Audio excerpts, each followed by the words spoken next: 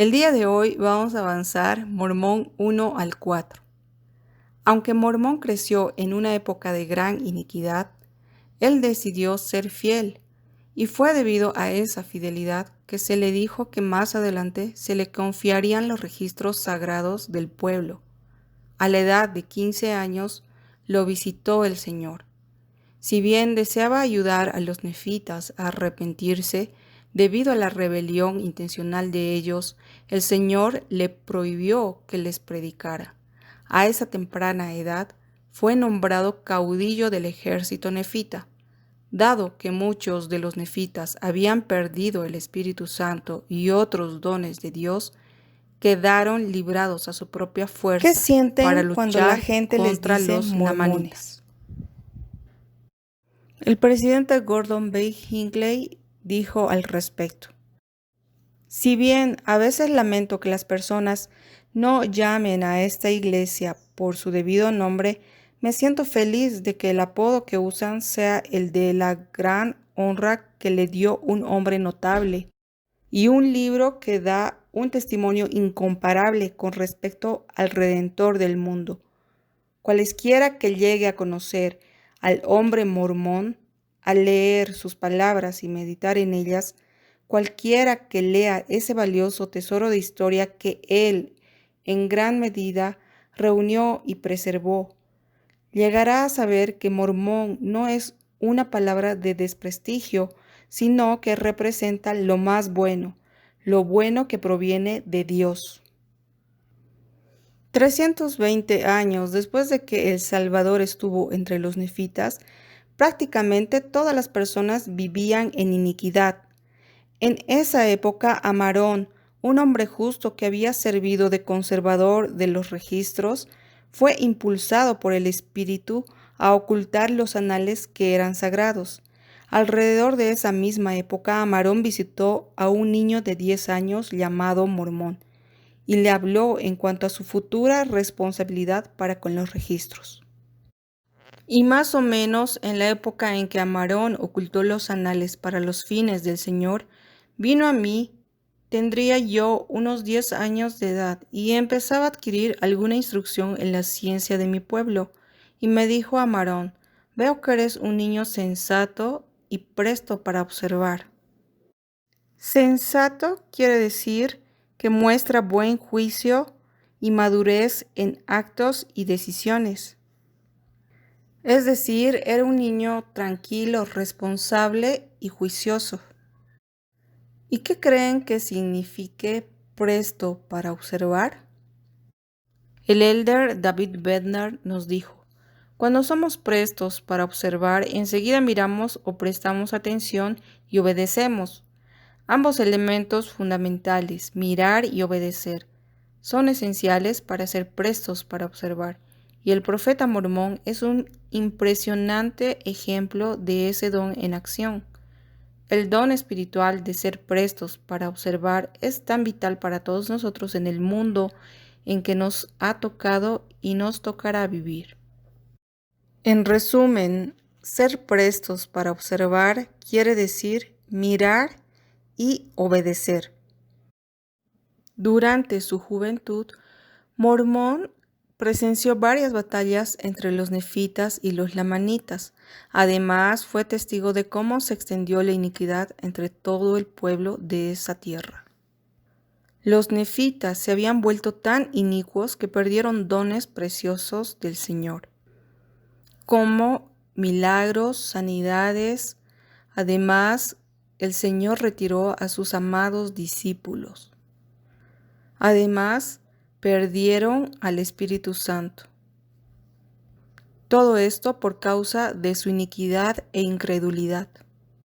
Al igual que los nefitas, cuando las personas son inicuas e incrédulas, pierden los dones espirituales que han recibido del Señor y no cuentan con la influencia del Espíritu Santo. Mientras muchos nefitas perdían los dones de Dios, Mormón tuvo una experiencia muy importante. Y habiendo llegado a la edad de 15 años y siendo de carácter algo serio, por tanto me visitó el Señor y probé y conocí la bondad de Jesús. Aclarar el significado de serio en este versículo, que se refiere a una persona responsable y juiciosa. A pesar de haber tanta iniquidad alrededor de Mormón, él se mantuvo fiel y obediente a todos los mandamientos que se le dio. Después de haber cumplido 15 años, se le dio a Mormón una gran responsabilidad. Y sucedió que en ese mismo año empezó de nuevo a haber guerra entre los nefitas y los lamanitas, y a pesar de mi juventud, yo era de grande estatura. Por tanto, el pueblo de Nefi me nombró para que fuese su caudillo, o sea, el caudillo de sus ejércitos. Aconteció pues que a los 16 años de edad salí contra los lamanitas a la cabeza de un ejército nefita, de modo que ya habían transcurrido 326 años. Los lamanitas atacaron a los ejércitos nefitas con tal fuerza que los nefitas tuvieron temor y retrocedieron. Los lamanitas los llevaron de un lado a otro hasta que los nefitas se concentraron en un solo lugar. Finalmente el ejército de Mormón le hizo frente a los lamanitas y logró que huyeran. A pesar de todas las batallas y todas las aflicciones que estaban sufriendo los nefitas, ellos no se arrepintieron. Mientras seguían las batallas con los lamanitas, Mormón estaba cerca de una colina llamada Shim, donde Amarón había escondido los anales nefitas.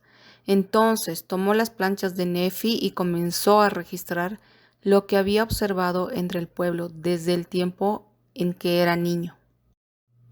Y sobre las planchas de Nefi hice una relación completa de todas las iniquidades y abominaciones, mas sobre estas planchas me abstuve de hacer un relato completo de sus iniquidades y sus abominaciones, porque he aquí, desde que he sido capaz de observar las vías de los hombres, ha estado delante de mis ojos una escena continua de maldades y abominaciones, y ay de mí por causa de sus iniquidades, porque mi corazón se ha visto lleno de pesar por razón de sus maldades todos mis días. No obstante, sé que yo seré enaltecido en el postrer día. Al igual que Mormón, podemos decidir vivir con rectitud, incluso en una sociedad inicua. El Señor nos ayudará a defender con firmeza lo correcto, incluso cuando las personas que estén a nuestro alrededor no lo hagan. Más adelante, el Señor deseaba que los nefitas abandonaran sus sendas de maldad, pero ellos endurecieron sus corazones y no reconocieron que el Señor estaba bendiciéndolos en sus batallas contra los lamanitas. Después de que los nefitas concertaron un tratado con los lamanitas y los ladrones de Gadiantón, el Señor los protegió y les permitió vivir 10 años sin conflicto. Durante esos años, Mormón ayudó a los nefitas a prepararse para futuros ataques. Y aconteció que el Señor me dijo: clama a este pueblo, arrepentíos y venid a mí, y sed bautizados, y estableced de nuevo mi iglesia, y seréis preservados. Y amonesté a este pueblo, pero fue en vano, y no comprendieron que era el Señor el que los había librado, y les había concedido una oportunidad para arrepentirse, y he aquí endurecieron sus corazones contra el Señor su Dios. Muchas veces, así como a los nefitas, el Señor nos da oportunidades suficientes para que nos arrepintamos de nuestros pecados. Más adelante, el Señor protegió a los nefitas en 2 ocasiones más durante las batallas, a pesar de la iniquidad de ellos y de que no estaban dispuestos a volverse a Él. El Señor fue misericordioso y paciente.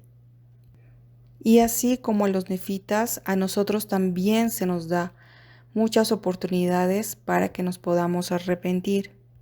Quisiera que se respondan estas 2 preguntas. ¿Han estado dispuestos a arrepentirse y realizar los cambios que Dios desea que hagan?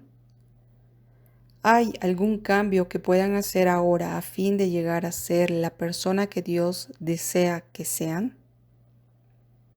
El Señor es bondadoso y paciente y siempre está dispuesto a perdonarnos. Aprovechemos cada oportunidad que tenemos de cambiar y mejorar, y así estar preparados para regresar junto a Él.